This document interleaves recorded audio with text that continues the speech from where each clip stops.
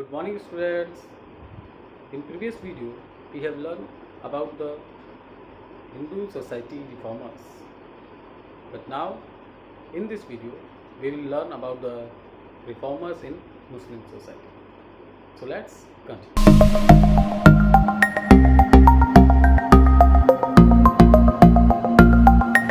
बात करो मुस्लिम सोसाइटी की, तो हिंदू सोसाइटी की तरह ही उस समय उनका बहुत ज़्यादा बुरा हाल था। The Muslim society of 19th century was no different from the Hindu society. 19वीं शताब्दी में जो मुस्लिम सोसाइटी थी वो हिंदू सोसाइटी की तरह ही पिछड़ी हुई थी बहुत ज़्यादा। The leaders were against educating woman and insisted on the observance of पर्दा सिस्टम। मुस्लिम सोसाइटी में भी औरतों की एजुकेशन नहीं दी जाती थी। उनके जो लीडर्स थे उस समय सोसाइटी के, वो औरतों की एजुकेशन के खिलाफ थे। पर्दा सिस्टम बहुत ज़्यादा था। They were totally against the European culture. वो लोग यूरोपियन कल्चर, यूरोपियन संस्कृति के बिल्कुल विरोध थे, उसके बिल्कुल खिलाफ चलते थे। Sir Syed Ahmad Khan opposed all this and emphasised the education of science. Sir Syed Ahmad Khan इन सब चीज़ों बातों को नज़रअंदाज करते हुए उन्होंने विज्ञान के एजुकेशन ज़्यादा प्रोत्साहन किया। जो साइंस का एजुकेशन था उसको ज़्यादा बढ़ावा देने की कोशिश की। He set up schools to spread the education of English. उन्होंने बहुत सारे स्कूल का सेटअप किया, बहुत सारे स्कूल स्थापित किए इंग्लिश को पढ़ाने के लिए, ताकि लोग इंग्लिश सीख सकें। One among these was Mohammedan Anglo oriental college. उन्हीं में से एक जो स्कूल था मोहम्मदन एंग्लो ओरिएंटल कॉलेज, जिसकी स्थापना अलीगढ़ में 1875 में उन्होंने की। आज इस स्कूल को आप लोग अलीगढ़ मुस्लिम यूनिवर्सिटी के नाम से जानते हैं। Syed Ahmad Syedullah also work for the reformation of Muslim society. Muslim society की रिफॉर्मेशन में बहुत बड़ा योगदान रहा है इनका। Nawab Abdul Latif change the Hindu college. Nawab Abdul Latif जो थे उन्होंने हिंदू कॉलेज को थोड़ा सा परिवर्तन लाए हिंदू कॉलेज में, और उसको प्रेसिडेंसी कॉलेज का नाम दिया, जो कि कलकत्ता में, and opened it to non Hindus as well. और अब उसके अंदर जब वो नॉन प्रेसिडेंसी कॉलेज हो गया, तो प्रेसिडेंसी कॉलेज में कन्वर्ट हो गया, तब उसके अंदर नॉन हिंदू जो लोग थे वो भी पढ़ सकते थे। He also establish the Mohammedan literary society. उन्होंने साथ में ही 1863 में कलकत्ता में मोहम्मदन लिटरेरी लाइब्रेरी की स्थापना की, जहाँ पे हिंदू, मुस्लिम और ब्रिटिश साथ मिलकर पढ़ते थे। ही ऑल्सो एस्टेब्लिश्ड राजशाही मदरसा। साथ में ही इसके अलावा उन्होंने राजशाही मदरसे की भी स्थापना की।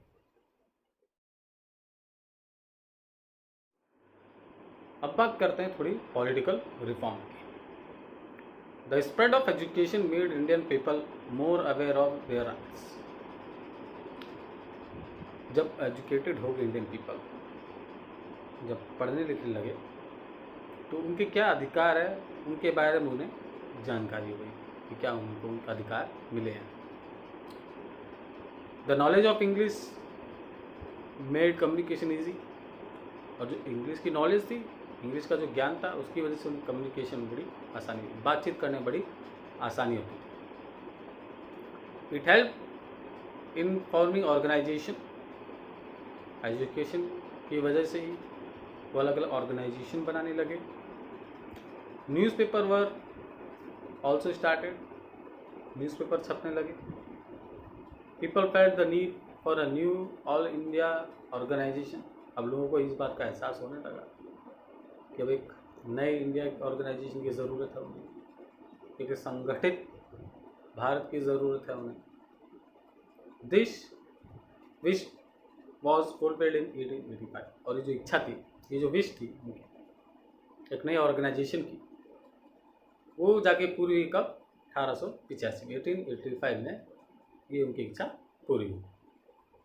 मतलब अब यहाँ से नेशनल कांग्रेस की स्थापना। तो अब बात करते हैं इंडियन नेशनल कांग्रेस की।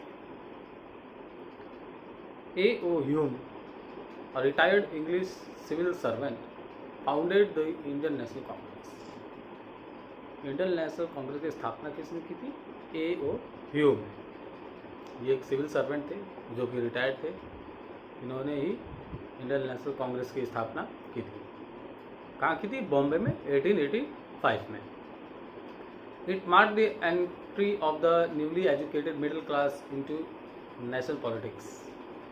और यहाँ से जो राजनीति में लोगों का आना था, अब यहाँ से शुरुआत हुई। नेशनल कांग्रेस की स्थापना के बाद अब लोग राजनीति में भी आने लगे, और ये मिडिल क्लास के लोग थे, कोई हाई फाई ज़्यादा लोग नहीं थे।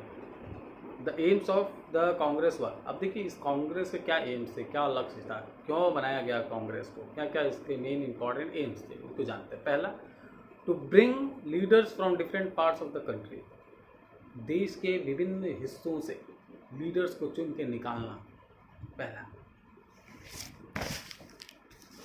दूसरा, टू रिमूव डिस्क्रिमिनेशन, भारत में जो विभिन्नताएं फैली हुई थी, जो भेदभाव थे, उसको पूरी तरह से ख़त्म करना।